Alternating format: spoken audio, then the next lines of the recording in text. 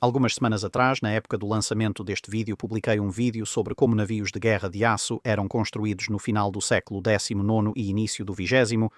Isso gerou demanda suficiente por uma continuação sobre a construção de navios de guerra de madeira, então agora vamos abordar de forma semelhante como seria construir um navio de guerra de madeira. Neste vídeo da era clássica da vela, ele é um pouco mais curto, em parte por ser justamente desse período. Os navios não costumam ter grandes quantidades de maquinário em seu interior, mas também porque alguns dos princípios básicos foram explorados com muito mais detalhes naquele primeiro vídeo. Agora, o período que vamos analisar é o final do século XVIII na Europa, então por volta da época das Guerras Napoleónicas.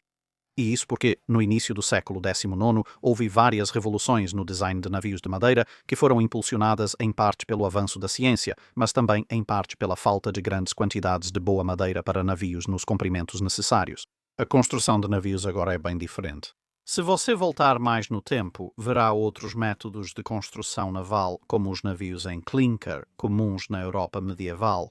Esse pode ser o tema de outro vídeo futuramente. Mas, para o período que estamos analisando hoje, a história de um navio, na verdade, começa muito antes de alguém realmente projetar a embarcação em questão. No século XVIII, grande parte das florestas de madeira de lei de boa qualidade na Europa já havia sido explorada para construção naval e transporte. As florestas próximas aos estaleiros foram derrubadas há muito tempo e usadas em milhares de navios de guerra e grandes projetos anteriores, levando ao estabelecimento de diversos sistemas de manejo florestal que variaram em eficácia, tamanho e aplicação de regras ao longo dos séculos. Mas a ideia de cultivar madeira especificamente para uso na construção naval, assim como a reserva de certas árvores remanescentes de madeira de lei e de crescimento natural. A construção de navios de guerra já era um princípio bem estabelecido nessa época. Tudo isso porque construir um navio de guerra duradouro exigia bem mais do que apenas cortar algumas árvores próximas. Toras enormes eram essenciais, pois construir navios de guerra mais resistentes exigia menos peças de madeira e, assim, menos juntas. Além disso, em várias partes do navio com alta concentração de tensão, como onde a quilha se curvava para cima. Seria melhor que essa seção fosse feita de uma peça única de madeira, mas não havia árvores largas o bastante para isso. Mesmo assim, um dos elementos seria cortado contra o veio da madeira, enfraquecendo-o. Uma árvore grande com um galho adequado pode fornecer esse formato com o veio da madeira acompanhando a estrutura. Embora isso acontecesse na natureza, bastava encontrar a árvore certa. A prática de amarrar ou guiar os galhos das árvores e assim direcionar a árvore para o formato específico que você queria também já havia sido desenvolvida. Isso permitiu um fornecimento mais garantido e regulado dessa madeira. Para ter uma árvore do tamanho desejado, era preciso deixá-la crescer. Por décadas, possivelmente séculos, e assim, a construção de navios de guerra de madeira, quando bem administrada, era mais uma atividade geracional. Na maior parte da Europa, o principal material de construção era o carvalho. Esta é uma madeira dura, forte e resistente e era usada na grande maioria da estrutura do navio, mas outras madeiras eram preferidas para elementos específicos do navio. O olmo, por exemplo, era muito valorizado para as quilhas. O carvalho crescia em formas variadas, geralmente úteis para as partes curvas da estrutura do navio, que era a maior parte dele. A única coisa que o carvalho quase nunca faz é crescer reto por uma grande distância. Enquanto o olmo era forte, resistente à podridão e crescia em troncos realmente longos e retos, o que o tornava a madeira perfeita para a quilha longa e reta. Abeto, pinho ou spruce, ou sua combinação, eram usados em mastros, vergas e muitas vezes no assoalho do convés, pois estes geralmente não eram estruturais. Eles estavam lá apenas para dar às pessoas e aos canhões algo para se apoiar. A carga real era suportada pelas grandes vigas que sustentavam o assoalho do convés e transferiam o peso para as cavernas. Muito parecido com alguns daqueles elementos específicos e essenciais do navio que mencionamos antes, como o pé de proa, que fica na extremidade da quilha, onde são necessárias grandes mudanças de ângulo para formar a roda ou a proa do navio. Para construir as cavernas do navio, que lembram costelas de uma caixa torácica, quando o navio estava em construção, era preferível usar madeira que crescia naturalmente com a curvatura necessária em um grande navio de guerra. As cavernas eram grandes demais para achar uma peça de madeira desse tamanho, então precisavam ser feitas com várias madeiras. Todas tinham curvaturas diferentes e eram unidas para aumentar força e rigidez. Falarei mais sobre isso depois. Nisto, a curva do carvalho se adaptava bem a esse propósito. Uma única árvore podia ser cortada em várias seções, usadas em todo o navio conforme espessura, curvatura e tamanho. Além disso, as cavernas eram feitas de camadas duplas de madeira na maioria dos grandes navios de guerra, o que impedia o uso de cavernas de peça única, a menos que você estivesse fazendo algo muito pequeno e abrisse mão da estrutura de cavernas duplas. Mas uma vez que você identificou as árvores que têm todas as formas internas corretas para serem úteis na construção naval, e você as derrubou e as levou para o estaleiro, você ainda não pode construir um navio durável, pois toda a madeira recém-cortada, independente do formato, está verde e fresca. Se você usasse essa madeira para construir um navio, ela apodreceria, empenaria e racharia, prejudicando a estrutura principal. A madeira recém-cortada era então levada aos grandes galpões de madeira, onde curtia por vários anos a mais. Esses estoques de madeira eram basicamente gerações futuras de navios de guerra em forma de kit. Assim, em grandes ataques a estaleiros inimigos, a queima dos galpões de madeira, se pudesse ser realizada, poderia ser muito mais devastadora para as ambições navais de uma nação do que a perda de alguns navios de guerra já concluídos que já estavam na água.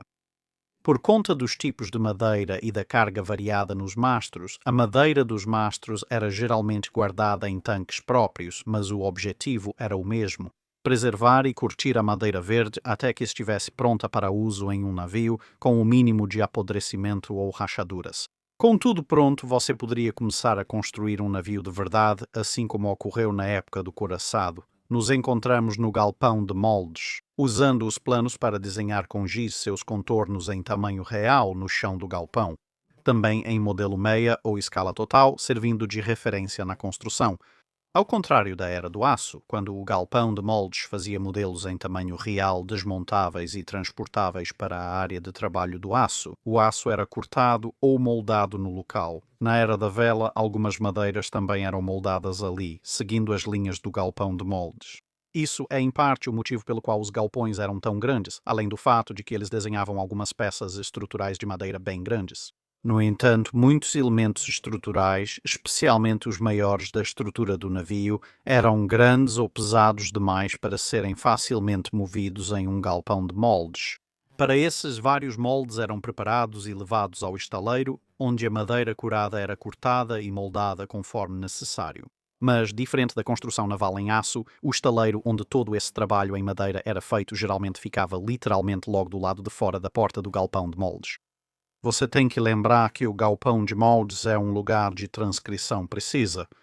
Não é realmente uma oficina de carpintaria em escala real, então normalmente só as madeiras menores, acessórios e ferragens podiam ser feitos ali mesmo no galpão, além da quilha e das cavernas.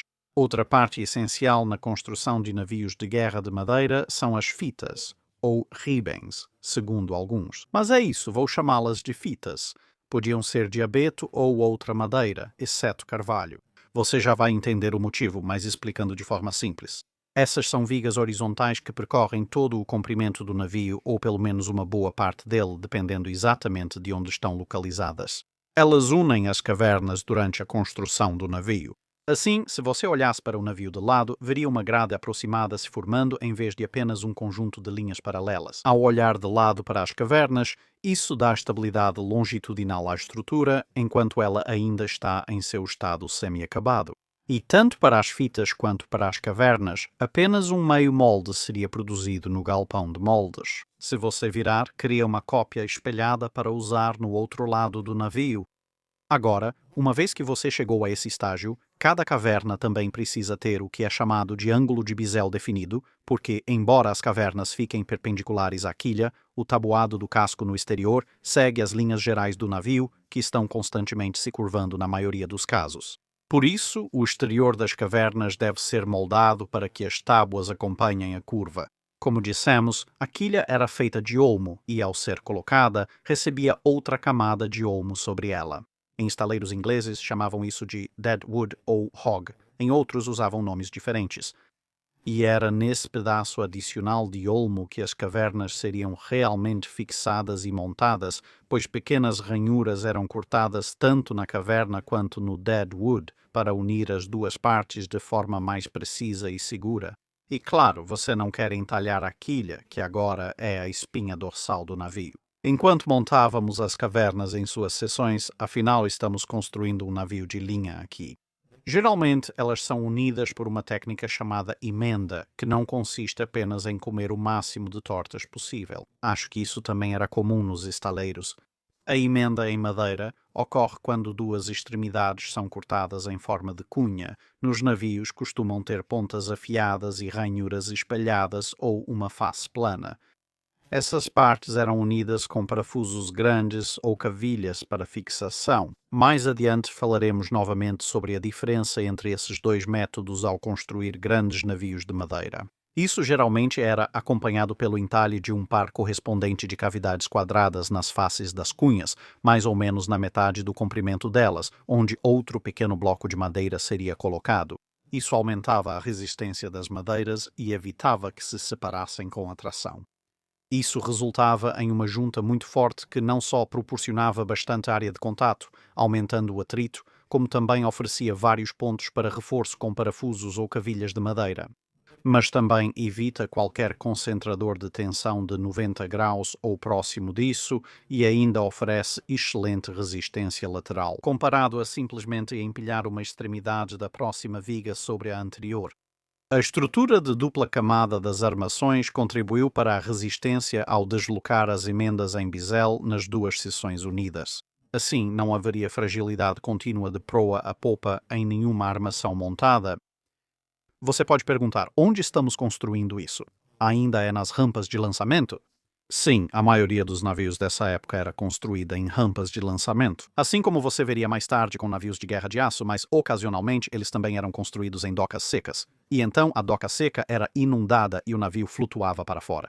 Isso também ocorria na era do aço, mas era bem mais raro navios de guerra serem construídos em docas secas e lançados à água do que na época dos navios de madeira. Mas, de qualquer forma, o navio, é claro, seria inicialmente apoiado em blocos de quilha, e você pode ver o vídeo anterior para saber o que são esses blocos e como eles funcionam. É fundamental nas etapas iniciais instalar a proa e a popa, também chamadas de poste de proa e poste de popa, dependendo da fonte. A proa era sempre curva, e a popa geralmente também apresentava curvatura. Essas peças eram fixadas à quilha e davam continuidade à espinha dorsal do navio para cima em cada extremidade, então você pode entender o motivo. Naquela junção. Era preferível ter uma peça única de madeira curvada do que parafusá-las juntas. E já que, no final do século XVIII, estamos falando de um período praticamente anterior ao surgimento da maioria dos guindastes movidos à máquina, a elevação de todas essas madeiras pesadas para o lugar, lembrando que algumas dessas peças e conjuntos de madeira podiam pesar várias toneladas, era feita principalmente com o uso de cavaletes. Isso é S-H-E-E-R, não S-H-E-A-R, que eram longas madeiras amarradas formando um guindaste simples em A. E então isso usava principalmente força humana, mas ocasionalmente também força animal, para puxar as madeiras pesadas para o lugar e fixá-las na estrutura do navio. O que é bastante útil, já que estamos construindo navios de guerra de madeira. Havia um conhecimento extenso sobre o uso de roldanas e talhas para multiplicar ou mitigar forças, que obviamente também seriam usadas depois no cordame. Isso era frequentemente aplicado às traves e muitos desses guindastes eram feitos de mastros, cordames e roldanas já usados ou desgastados. Talvez não suportassem mais o mar, mas ainda serviam para funções básicas em terra. Como o cadaste, a popa precisava ser fixada. Normalmente era montada no chão na forma básica e depois erguida para a posição. A estrutura de popa era o ponto final da estrutura do navio e definia o contorno da parte inferior da popa. Agora, à medida que as cavernas se elevam, madeiras temporárias podiam ser instaladas atravessando-as para evitar que caíssem para fora devido ao próprio peso. Quando todas as cavernas principais estivessem prontas, os espaços restantes seriam ocupados pelas cavernas de enchimento. Essa era uma forma de diferenciar um navio de linha de uma fragata estruturalmente. As cavernas eram mais robustas em navios de primeira, segunda ou terceira classe do que em fragatas. A densidade das cavernas de enchimento era maior, dando mais resistência e espessura à madeira do que em uma fragata. Cavernas de enchimento menores ou mais finas deixavam o casco mais leve e rápido, porém mais vulnerável ao fogo de canhão.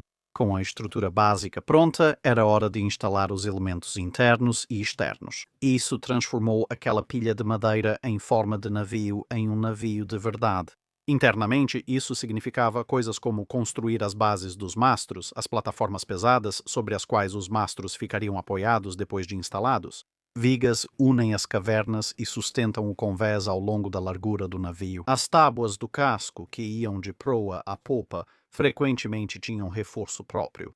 Em convéses usados para canhões, seriam instalados joelhos ou joelhos suspensos. Parecem grandes suportes de prateleira de madeira e têm função semelhante.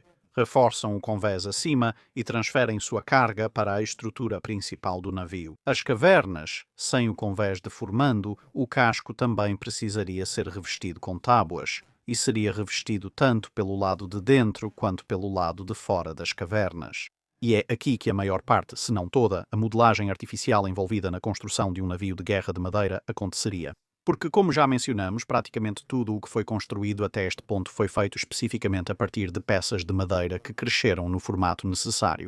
Mas a chance de encontrar uma árvore com a curva longa e complexa ideal para o revestimento externo de um navio de linha, especialmente a curva certa para esse fim, é pequena. Assim, você teria que ajustar tábuas retas para encaixar. Algumas dessas tábuas podem ser dobradas naturalmente quando o formato é simples e a curva pequena. Mas em muitas áreas do navio isso não é viável. Assim, para encaixar as tábuas nas cavernas, se elas não dobrarem corretamente, é preciso ajustar. Naturalmente, você primeiro submergiria a tábua na água e então, depois que ela estiver encharcada, você a submete ao calor e ao vapor em uma caixa fechada.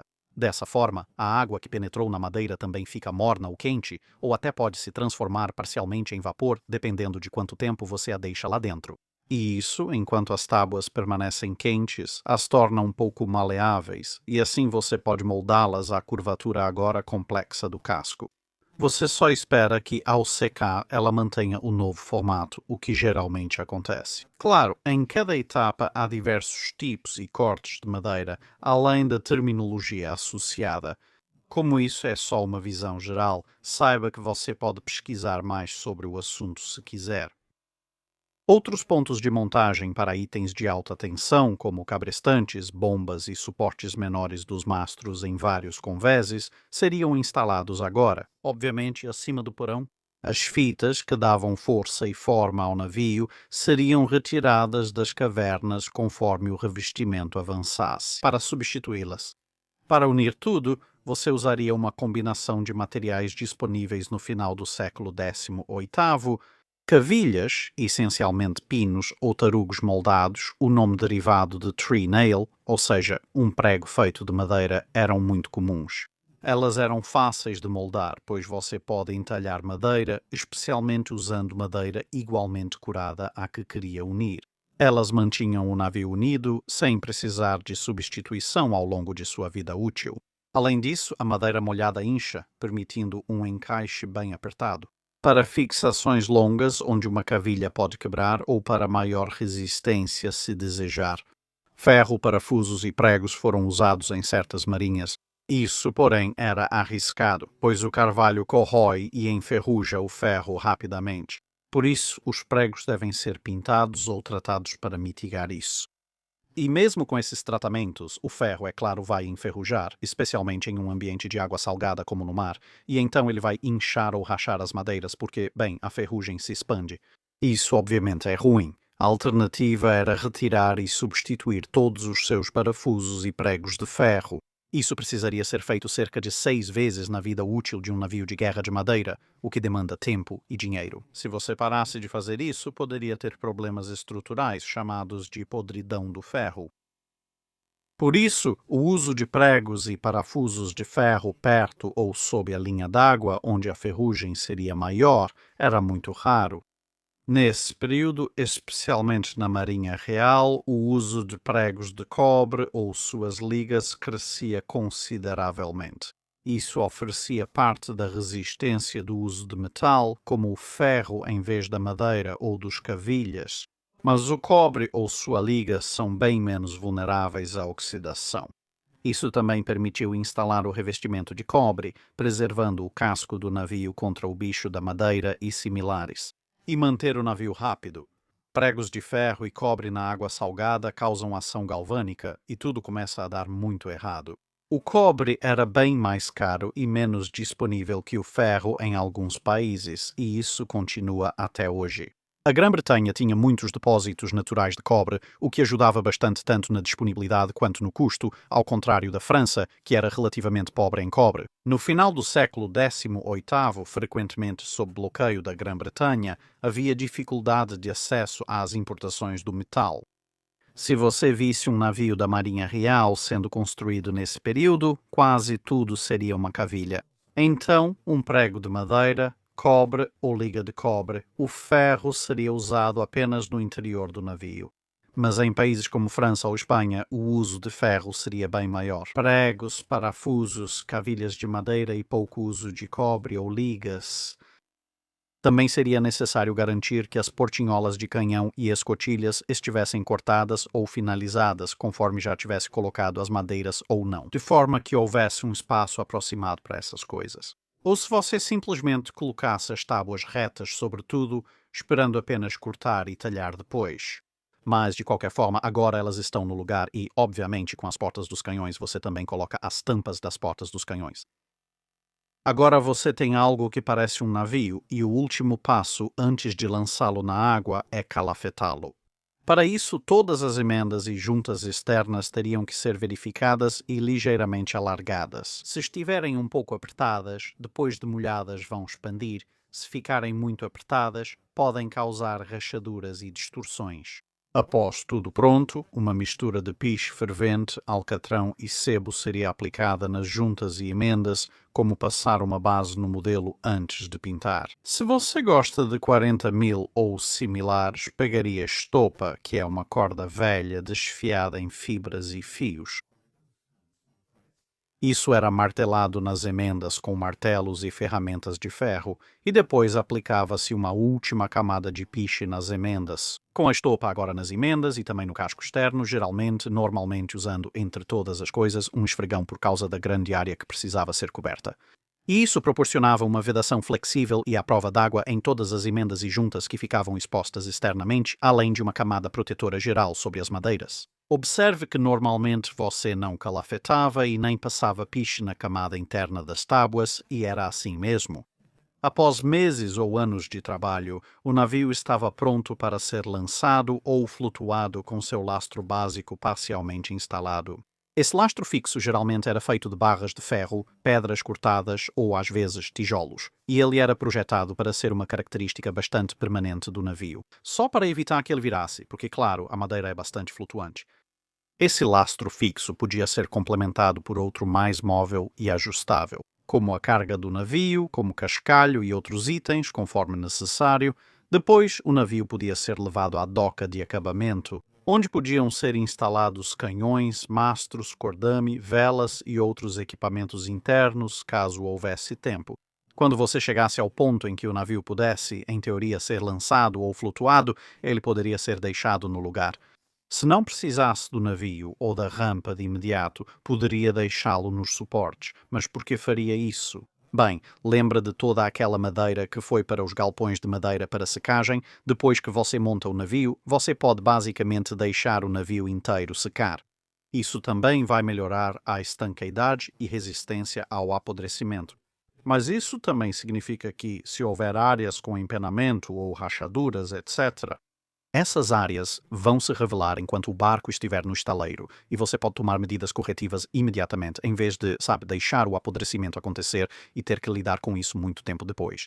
A vida útil longa do His Majesty's Ship Victoria se deve ao fato de que, quando estava quase pronto, a guerra para a qual foi construído já havia terminado. E assim, ela ficou no estaleiro, basicamente para curtir por um bom tempo antes de finalmente ser concluída e entrar em serviço. Equipar com canhões, mastros, velas e demais itens mencionados já é uma história complexa. Mas, como resultado, essa é realmente uma história para outro vídeo. Mas antes de ir, achei que deveria mencionar que, obviamente, como de costume, as fontes secundárias mais acessíveis e coisas do tipo estão listadas na descrição do vídeo. Eu gostaria de destacar, neste caso, a maravilhosa coleção de 4 volumes, o navio de 74 canhões que contém uma enorme quantidade de informações. Se quiser todos esses termos técnicos, tipo como se chama esse tabuado em relação ao outro e os passos detalhados, essa coleção de livros é excelente para adquirir, se possível. Reconheço que são um pouco caros. Hoje em dia, mas se você quiser dar uma olhada em outros livros mais acessíveis, que talvez sejam um pouco mais fáceis de encontrar, então, novamente, confira a descrição do vídeo para ver as várias fontes secundárias acessíveis, como eu disse. Mas, fora isso, obrigado por ouvir e até a próxima em outro vídeo. Obrigado por assistir. Se tiver comentários ou sugestões de navios para analisarmos, deixe nos comentários abaixo. Comente no post fixado para dúvidas sobre o dique seco.